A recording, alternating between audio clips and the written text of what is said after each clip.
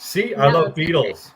Nice. All right. Good Monday morning, everyone. You're listening to Author Talk with me and Russell today, and our lovely guest is Mickey. So, hey, you guys, Hey. How was everybody's weekend? I have an exciting story. I know, Russell, words are hard this morning. I'm sorry. Words are hard, okay? The struggle is real. It's Monday. Do better. Everybody knows. Everybody can feel a Monday. But, Russell, I was so excited that I want to tell you, I found this new workspace. I mean, I know I have my lovely office and I love it dearly, but I found this new working space last week and I couldn't wait to tell you about it, Russell. So it is a place for anybody with kids that's working from home, going to school, whatever, for them to like go and play. You have internet, you can work, you can do anything that you want to do, and your kids are completely entertained in everything that's going on. I love it. My kids love it if nobody else is there, and then they have like the run of the mill. If other people are there, they question it. You know, they're like, it's peoply out here. We're just going to sit at this desk. But I couldn't wait because I was like, this is just an awesome place. You know, Russell, you always embrace those things. So I was excited. Well, it's very impressive because it sounds like a post-pandemic business adaptation to more parents working from home and needing a semi-escape. It's actually impressive. It was cool. They had coffee. They have like a kitchen. They have snacks. They have all kinds of things there that, you know, you don't have to bring. But I go in like mommy mode and pack up my backpack of like all kinds of snacks that I'm going to end up eating myself because I'm just like, oh, well, this is here. I'm hungry, you know, but it's just water bottle galore, all kinds of stuff. But it's a cool little thing. And it just opened like a couple weeks ago. And I like supporting small businesses, local ones. And this one's kind of giving back to small businesses, entrepreneurs. So I was like, hell yeah, I'm going to go. So that's what I've been doing. And it's an adventure, especially with two kids, trying to get them to walk into the mall and cross the street when they are, oh my gosh, the struggle is real. Okay. For toddlers. Okay. Don't wander on with too many words. I'm just saying, the bored. struggle is real. If anyone is looking, you know, for a kid, they can have my child. Okay, I will give them to you free of charge. That's all I'm gonna say.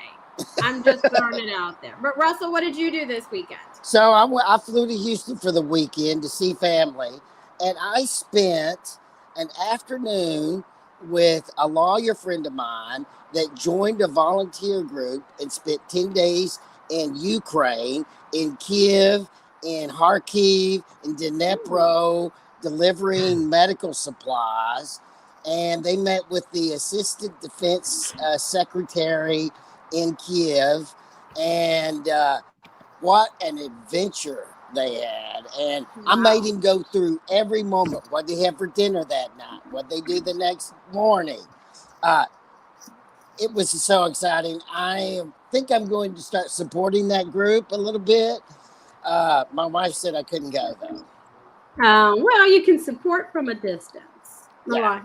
I like it. Mickey, what about you? My daughter's with me this weekend, so we went and played soccer. We went and did some walks around the parks. I went to church yesterday. That was amazing. And from a business perspective, I mean, we're going to talk about some stuff, but it just happened this morning.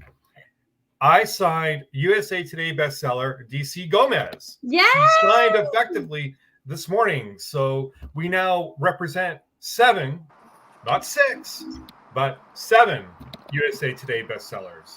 Mickey, would you tell people what you do? I'm a publicist. I'm a book publicist, essentially. I represent lots of authors. I book them on shows like this. I get them book reviews. I get them into libraries. I focus on traditional media, print, magazine, radio, podcast, all kinds of stuff like that. I share press release links, and we've been doing it for 6 years. And it's been great. And then I met you both, you wonderful people. You not so much, Russell, but I met Amy, and she's just phenomenal. So I'm good with that. I'm good with that. Just kidding, Russell. You're beautiful too, man. So we have people listening. We have people listening on our podcast. We have more people listening during the week on our podcast than they see us on our show. We're a little bit shocked you can hear us on Good Pods. Amy, what other places can they hear us? So there's Good Pods, Amazon Music, iHeartRadio, Apple, Google Play, Spotify, all kinds of platforms. Wherever you can listen to our podcast is where you can find us and listen to us. We are also very animated, mostly me on this show. So if you want to watch us and see our beautiful faces and my wacky hand motions, you can always go over to our Facebook group, join it, and see us over on our YouTube channel as well. But primarily, we're just shocked. I say this every week, me and Russell, and we're just shocked people listen to us. We've been doing this now for 6 years, which I cannot believe it's been 6 years. And we're just excited and grateful. So thank you all so much for listening to us.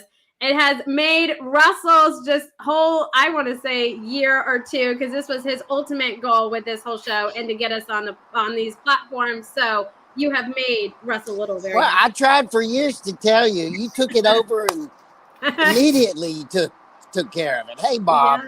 Yes. Good morning. Good morning. Yes, you guys, good morning. You guys know we like to interact. Feel free to drop us comments, questions, or whatever. Mickey is a publicist. His business is Creative Edge. So if you have publicity questions, you're looking for a publicist, now is your time to get information. Bring them on. Bring know, on the questions. Bring And on in the fact, questions. he is Fern's publicist. Yes. Therefore, he is my publicist. Mhm. He has been, he taught your class last week on how to do a proper podcast. So we're going to put this podcast up afterwards and let everyone type in below what he should do to improve it, because he's actually the guy that teaches it. And I think that would be really funny. So that'll be fun. Say what I do, not what I do. Say what I instruct and not what I do. Do as I say, not as I do. Yeah, no. Exactly. Because I probably broke every single rule that I talked about last week already. Just FYI. I do that all the time. I've never felt more pressure than when you were talking and like saying all these things, and then I had a show with you, and I was just like, oh my gosh, I need to like look straight and be like this and not over talk people. And I was like, this is so stressful. Like I am just freaking out. And I've done this forever with Russell. And Amy, as for people, you're wondering why people listen to your show? I'll tell you why. I'll tell you why in three words. You are amazing. Both of you. I have had multiple clients on your show. Never a bad experience. I am super pumped to be here today. Like super pumped. Oh, good. That makes us happy. That's true, because that must be true, because I'm excited that you're here, because you guys have a new announcement. I'm not quite sure what it means or what it will entail for the future, but the whole thing that the two of you've got this new business plan going is pretty exciting. I just don't know what it means. So how do we start? Drum roll. We can talk about it, right? Go for it. So, and I told Joe Compton this when he did the show for us, when me and Amy were there, but we basically have acquired Top Shelf Magazine. Me and Amy have as a merger collaboration key. And I don't know how Amy feels, but I could never be more blessed, more happy. I could never envision myself having a better partner than her in this. Top Shelf is a major literary magazine.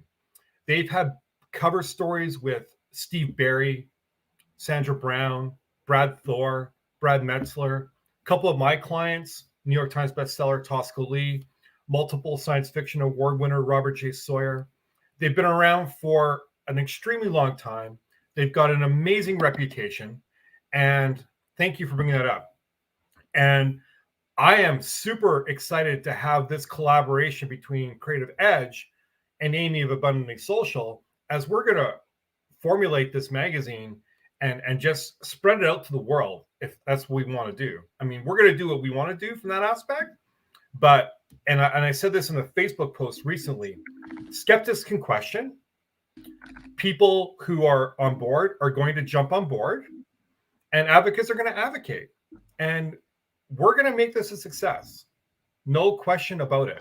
It may take some time, and there might be some stumbling blocks, and that will probably happen within the first year. But by the second, third, fourth, fifth year, this is going to be a game changer for Creative Edge, and we're going to make it work. Absolutely. Okay, so What was this magazine before the two of you acquired it? And what do you envision it to be at starting now? We're not relabeling it. It's always been Top Shelf Magazine, and they've always been around promotion.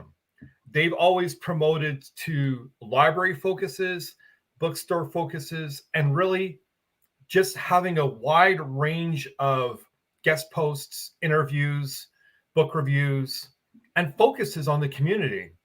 Now, in talking with Amy, and she'll interject if I say something wrong, because that's what she does. That's why I love working with her. I don't see that mandate changing.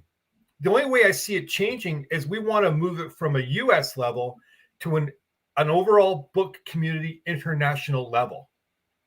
So, I mean, we're going to be focusing on literary works, but we're hoping to have a comic book, graphic novel section. In response to Robert's question, it will be internet magazine only to start. Yeah. And then we'll go from there on that. We might set up some print on demands. We might print issues off for the people who requested, who have been on the cover, but it's going to be online only to start. And then we'll determine how successful that is. And that's what Top Shelf's actually been doing the last 2 years, is having it online only.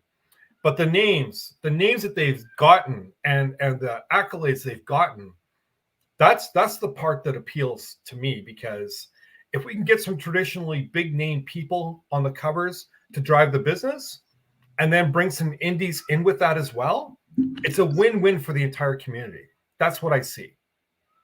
And if anyone has a question around that or are debating that, I'm more than happy to answer. I'm sure Amy is as well, as I speak for her again. So, how often does it come out, and when will you start working on your first edition that you guys have control over? Me and Amy are going to be meeting this week to devise a battle plan. We've been given the domain for the website for the magazine, so we have to rebuild that out. There's a lot of things that have to happen before the first issue comes out, because we ultimately want to do this right. We don't want it to be haphazard and just put a magazine out and have it look shoddy, unprofessional, or not focused. I do know that as per the obligation with Top Shelf, is that the first issue are going to focus on the Top Shelf Book Awards, which they run every single year. And so that's the first piece. The second piece we will start to get more content. And I mean, I want to emphasize that as well. We have more than enough content for this year. And It's not just creative edge content. It's not even just abundantly social content. We have enough contacts in the industry. I've already been reached out multiple times from non-clients to get content in. So I want to, the reason I'm saying this, I want to emphasize that we didn't get this magazine to just broadcast creative edge or broadcast clients of abundantly social. That's got to be a part of it. And of course, I'm going to showcase our people, both of us will, but we want to showcase the entire community as a whole, if that makes any sense. Yeah, I think it's more about Russell, not so much making it nothing but indie or nothing but traditional or the big publisher authors. It's really about embracing the entire book and writers community. So a bunch of different avenues that go into encompassing this whole community. And I think that's something that's lacking that the community needs. And so it's neither all indie nor traditional nor New York Times bestsellers. It's a mush, I guess, in collaboration of all authors, all types, including, we were even discussing, Mickey and I, doing, bookstore highlights or podcasts that focus around authors, kind of having different elements of all things encompassing that goes into being an author, a writer, or just the whole book community. So it's really not just pigeonholed into one section of it. It's embracing all of it, because the community as a whole is wonderful. And there's amazing sections within that community that don't really get highlighted. And so that's kind of our intent and our goal with it. So that's why it's going to be something that we have to meet on and kind of collaborate and figure out what the best avenues to go down, what each issue is going to have, how many authors are we going to feature, and what arena are they going to be in, what different writers in different sections, right? Like comic book writers or comic book illustrators. right? Yeah. Those are amazing people that don't necessarily get a whole lot of limelight and articles written about them. So it's kind of encompassing every avenue and aspect of that community, which is probably what I'm the most excited about, because it is just an amazing community. And we can even focus on comic book stores. I know you're going to ask a question, Russell, but I just want to make this point. We can even focus on comic book stores. We can focus on certain themes within the magazine. If we want to have a mystery thriller theme, then we're going to focus on a mystery thriller issue or a horror issue, maybe in October. There's lots of things we can do with this, and that's the exciting part. It's a journey. And I'm not going to say that me and Amy aren't going to make mistakes. Yeah, we're going to make mistakes, but we're also going to make successes. And anyone who wants to come along for the ride, we can celebrate our successes and overcome our obstacles. That's what I say.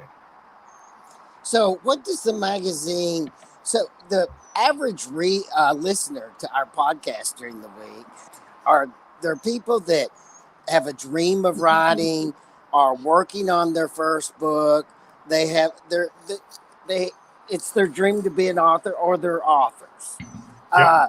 What does this magazine have for these people? We want, and I'll let Amy get into this as well, but my intention for this is to promote people who actively deserve to be promoted. And now that might sound bad, but we want people who are going to take the time to invest in a decent website, to take the time to invest in a decent headshot, get their books professionally edited. Yes, Russell, you're included in that. I have some headshot issues I gotta work out. That's okay.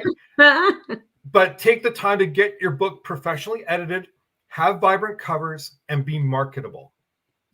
I don't know how Amy feels, and this might be a negative comment, I don't want to put people on the cover that don't have those things, because that brings the branding down for the magazine, and it brings down the branding from anybody involved inside the magazine. So that's what I'll be looking for. Yeah, I think it's more about people that take being an author seriously and Agreed. see it more as a business. I think because, like, for example, if I was ever going to write a book, it would just be like a children's book just to get it out. I really wouldn't be something that I'm wanting to do long term, right? That's me. So I would not be a target author for this book or the magazine, but it would be someone that, sees the whole authorpreneur side of it and is committed to making those investments into their books and their future as a writer. I would say would be the best, I guess, answer to what I would be considered doing it, because there's some amazing, indie authors that have done that and have committed to it. And so it's not to exclude anyone like that. I think it's just, how serious do you take your writing kind of things, because Top Shelf also, does do awards and stuff like that at the end of the year. And, we want to give everyone a fair shot at those. And so I think, by eliminating it down to how business-fied you want your author journey to be, I think is what's going to be the easiest for me and Mickey personally. Bottom line is this: Top Shelf is not going to be a forum to blow up those New York Times bestsellers. Are we going to feature them if the opportunity comes up? Absolutely. But it's going to be a combination of that. New York Times bestsellers, award winners, traditionally published, highly successful people if they're interested in being on the covers. But we're also going to focus on the indie world, because we understand that that's a huge part of this community. And in some cases, really, really overlooked by the media, and that needs to change, because there's a lot of great indie authors out there who write really, really stellar books, and they don't get the opportunities that the authors who are published by the Penguins of the world get. So, well, Mickey, one of the hardest things to learn, whether you're an indie publishing or small press publishing, and for most authors, even in large press publishing, most of the reaching out to readers and publicity for most of us as authors has to be done by the author. So what's the magazine how will the magazine be in any way help those authors reach out to the community? How? It's always about publicity is always about boosting the signal. That's my belief. When you hire a publicist, now we're getting to what I do, but when you hire a publicist, there's this misconception that a publicist is going to boost your sales, or a media spot, say, I don't know, Forbes or Top Shelf Magazine. There's a misconception that those opportunities are going to boost your sales. I'm here to tell you that doesn't happen. But what it does is it creates instant credibility for you as an author to be on these media vehicles. And the more opportunities you get and the more you build your media resume up, the more your credibility gets built. And so with that, if you're doing all the social media stuff along with the media, traditional media aspects, like Top Shelf, that's where your credibility and that's where your sales figures are going to, or should increase if you're doing that right. So is a spot, a cover story in Top Shelf going to boost your sales? Maybe, likely not. I'm here to say it likely won't. Well, it actually depends on what you use it, how you use it after you get it, right? You're how not you wrong. use the Top Shelf publicity, how you multiply it through your own efforts. Isn't that part of it? That's a huge part of it. I work with a lot of international bestsellers who are indies. And the way they got there, and they weren't international, well, some were, but some were not international bestsellers before they started working with me. The way they got there is they focused on their social media aspects. And then they hired me, and we got them out into the traditional media spaces.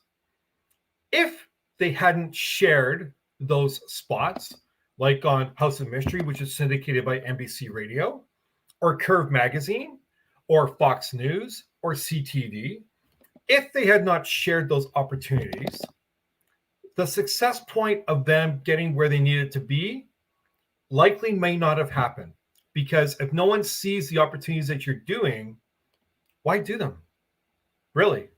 You know, that is an amazing point. So Russell, you worked with Sandy before, and Sandy had done the membership group and everything. And she always said publicity is to help you be known. It's not to help you boost sales. It's to help you get known out in the community that you are an author and to be taken seriously. And so it's not something that is going to grow overnight or is going to, just manifest in like a month, right? It's a commitment. But what you're doing is you're expanding your reach of people that know you and know you as an author and know your books. And so I think that's amazing because you don't meet too many people that understand that concept.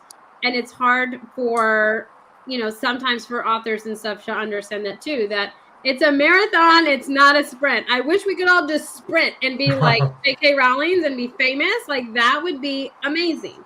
But it's all about the journey, right, during this whole marathon that you're doing. But yeah, publicity, in my opinion, is just about getting known and getting out there, right? And so the more articles that you're in or the more feature stories you have or the more nominations that you're in or, speaking that you're doing, like being on Author Talk, which is a fun time. Okay. It's an amazing time. It's so fun. It's amazing. Yeah. So, doing things like that, I think would only help. I don't think it's something where we're going to be like, yeah, we're going to guarantee you 10,000 sales from this article. Like, no, I'm sorry. If anyone guarantees you numbers like that, I would go the opposite way.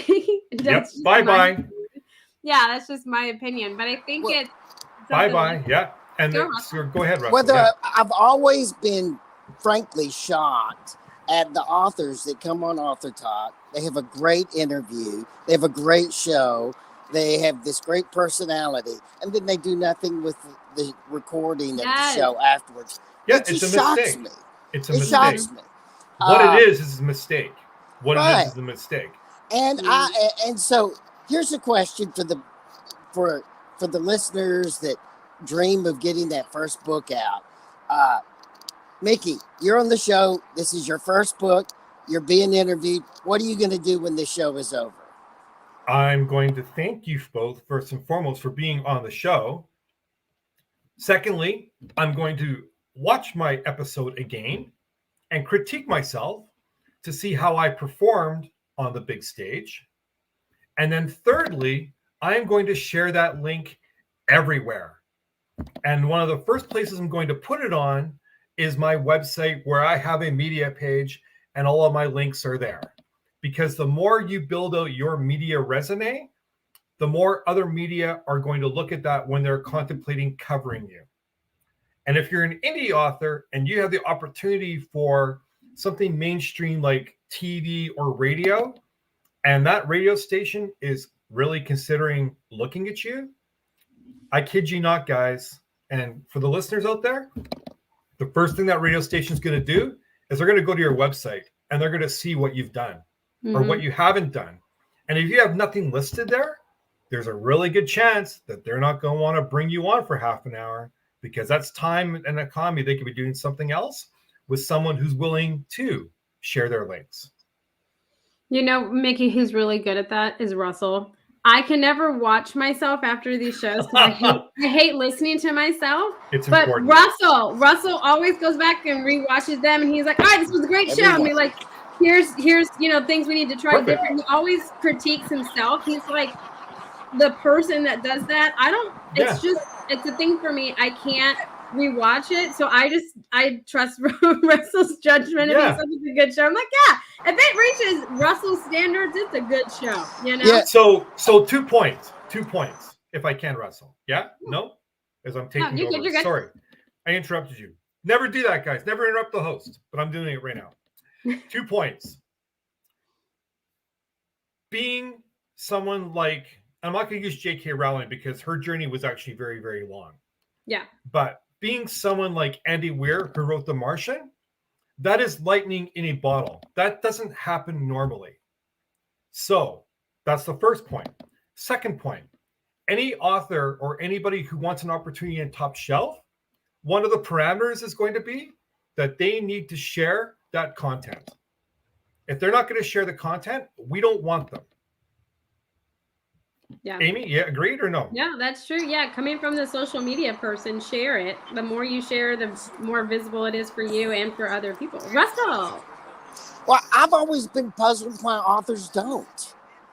I mean, they're I don't starving know. for attention. They're begging to be on the show, and they do a great job, and then they do nothing with it. And if you don't do anything with it, it's like dust in the wind. It's a waste of time, right? I mean, it's a waste of time and energy, because I don't know about anybody else, but I seem calm, cool, and collected. I always get super anxious before any show. No, you are a hothead. You are you are not calm and collected. Russell, the whole audience should know you don't screw with Amy. It's like a rule. That is a true statement. That is a very true statement. Okay, but for the most part, I'm calm and cool. For the most part, unless you attack people like Russell, then I'm going to come for the jugular. Okay, it's just a true statement. Authors should be sharing, but I mean, it depends. It depends on the individual as well, because if they go on a show, and I'm not suggesting that this is happening here, but they go on a show and it doesn't go as well as they would have liked. So now that's affecting their branding. So I would never expect one of my authors to share something where the experience was not less than stellar. I would never do that. Yeah. I mean, that makes sense. I think it's just a waste of time and effort, though, because, me and Russell take a lot of time to prepare for these. Emotionally have to prepare for these. But it's, a lot of time that goes into it. And then Fern, when she interviews people, she researches their books, questions they come up with and stuff. So it's almost like if you don't reshare it, it's kind of like, well, why did we put in all that time booking you, rearranging our schedule, doing all those things for you not to capitalize it for your gain? It was a waste of our effort. You know what I'm saying? Because it's not just we get on here at 10 a.m. We're like, hell yeah, we're going to do this. There's time that goes into it. We make it look easy, but you're the anomaly, Amy. Not every podcast is going to be like that. There are going to be podcasts where they start at 10 a.m. The host has not done any research, hasn't read the book, doesn't know what questions to ask. They get on at 10 a.m. They talk to the author for half an hour. It's a horrible interview. Yeah. And then the podcaster is like, why aren't you sharing my content? Yeah. Well, No, maybe there's reasons why, right? Yeah. I mean, James makes a good point too. He says a lot of people think it's your job to promote us, which isn't true. No. Yes, James, thank you so much for realizing that. Yes. Russell, you were going to say something. I don't know if James was saying it's not his job to promote us. It's not our job. What are you saying there, James? I'm choosing to say that he's saying it's not our job. Okay? James, don't answer that. Go with what I'm saying. End of the day, I mean, I'm a book publicist. That's what I do. I'm a full-time book publicist. Yeah. I represent over 100 authors worldwide. 100. So, in James's comment, it's not their job to promote us. It's my job. But if the authors I'm promoting don't help themselves by sharing those links and then call me up and yell at me about the fact that the efforts I'm doing aren't helping them with sales, and I tell them, I said, that's not on me, guys. I got you the gig and you performed at that gig. The problem is you're not emphasizing that gig and you're not sharing that gig and you're not blowing up that gig. So why would you get more book sales? Yeah. If no one sees what you've done, why would they buy your book? Yeah, they wouldn't. Yeah. James, see, James is my fan. James, you're my grippy, James, and I love it.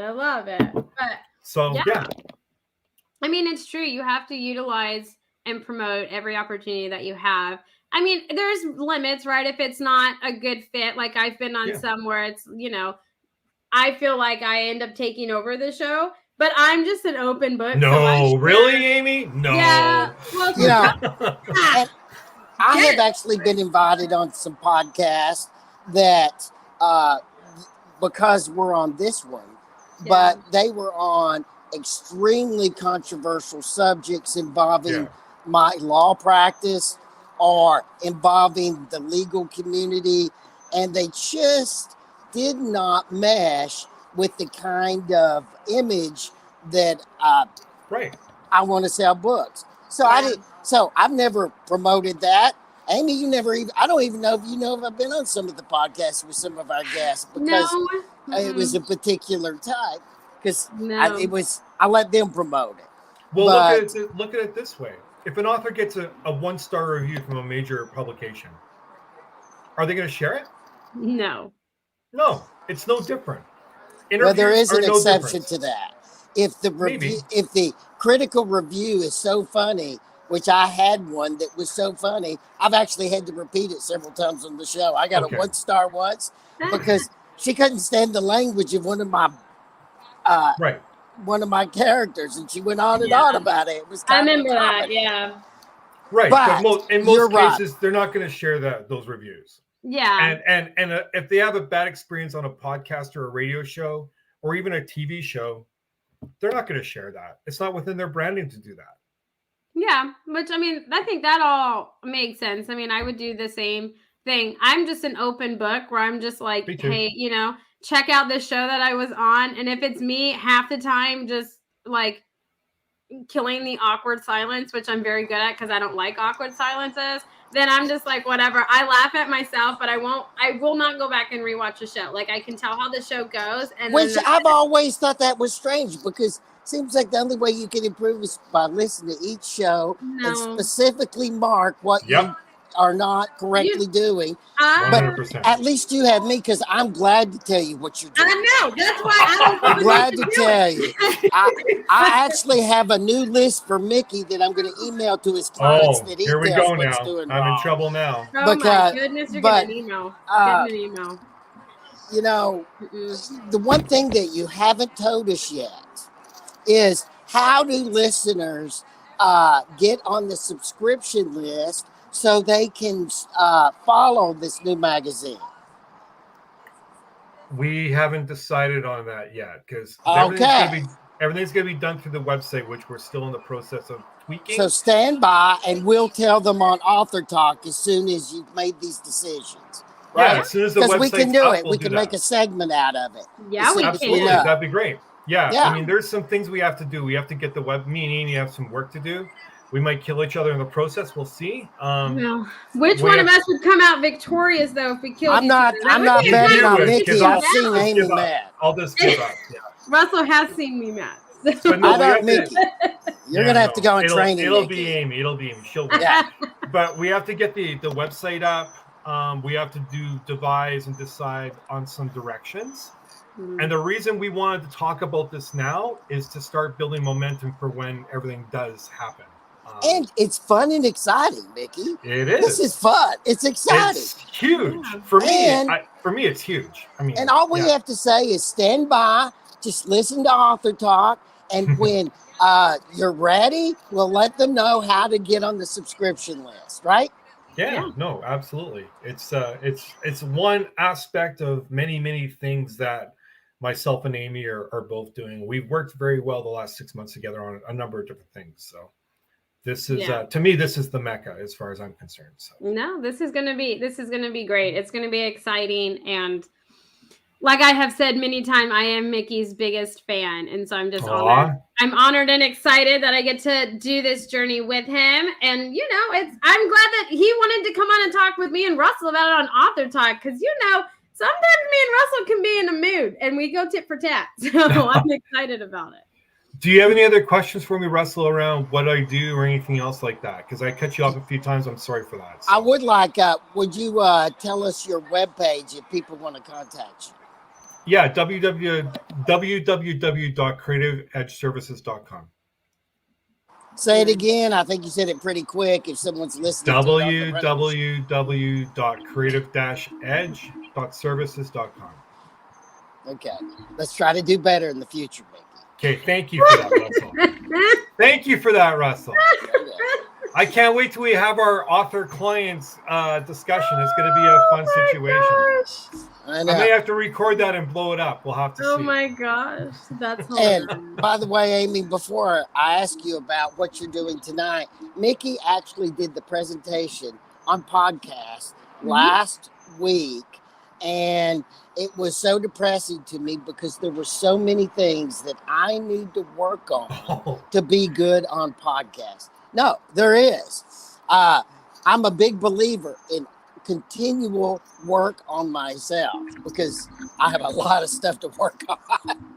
But no, you don't. And so you had a lot. You went through everything. It was a great class. Well, thank you. Like I said, I was a little bit depressed because there are so many things I need to work on.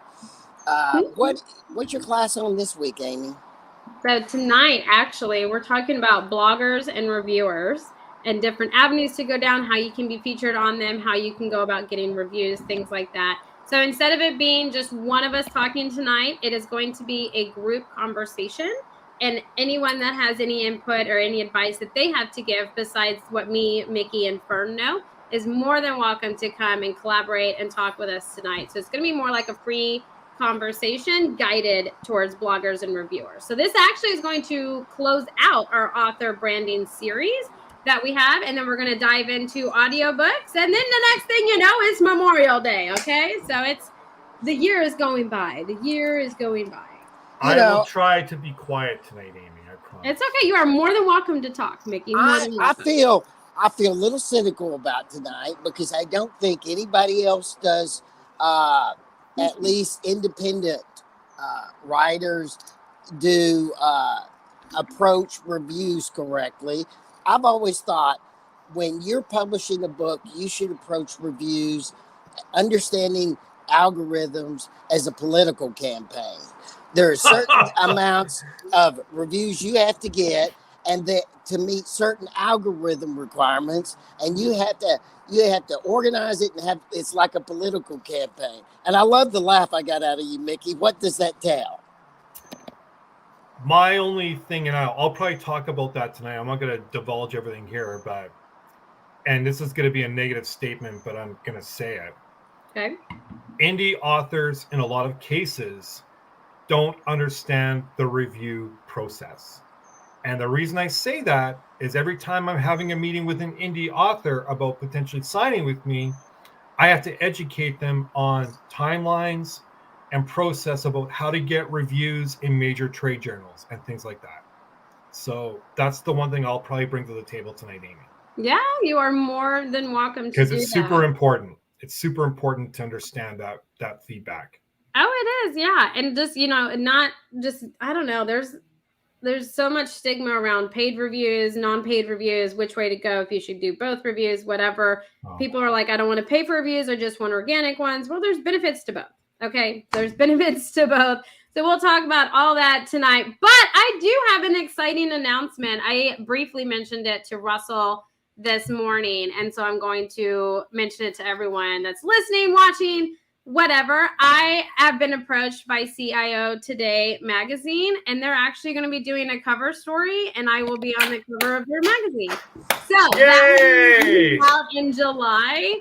So I don't know what is going on, but it's exciting. And so you guys know I like to mention those things on Author Talk because Author Talk's near and dear to my heart. So I am excited. I will keep you guys posted on this whole journey process because it's going to be 8 pages about myself, which I could sum up myself in a page. So we'll see what information they get from me, how long it actually truly is. Amy, first, I'm so proud of you. Thank I'm so proud of you. You worked so hard. And if they need content, they can call me. I can always make stuff up. I don't know if I want them to do that. That's awesome, Amy. Congratulations. Thank you, you guys. It's exciting. I don't know what's going on this year, but it's exciting, and I'm very, very just grateful for it. But you guys, this has been an amazing show. Me and Mickey's like my best friend, so I'm excited he can come on and talk about Top Shelf. So closing comments, questions, quirky statements from you, Russell, before we wind it up today. What a great day this has been. And we did it. We missed Fern today because Fern is a great interviewer and she really makes these shows really go well. But if we had to do it without Fern, it was great to have Mickey today because Mickey can talk. Mickey's a talk. We don't have to pull teeth. There's no pulling teeth or anything, which makes it exciting. Because me and Russell always do. We miss it when Fern can't be on and when Sandy can't be on also. And it's me and Russell here who we're just really good at poking fun and bantering back and forth. Like interviewing's not our strong suit. So we're just excited we nailed it and did it today, which has been an awesome thing. But Mickey, thank you so much for taking time out of your Monday to come and talk to us about it. It's been exciting. Thank you. I would love to come back anytime you guys want because this experience has been wonderful. Thanks for letting me talk. Of course, Mickey, anytime. You are welcome back anytime. So you guys, make sure you join us tonight on Through the Eyes of Authors at 7 p.m. Central. We're talking about being on blogs, getting featured, and reviews. We're closing out the author branding series. This was a series you did not want to miss. So make sure that you tune in or ask me for the link. I'm more than happy to send it to you. But until then, you guys, we hope everybody has a fantastic Monday and a great rest of the week. And we'll catch you all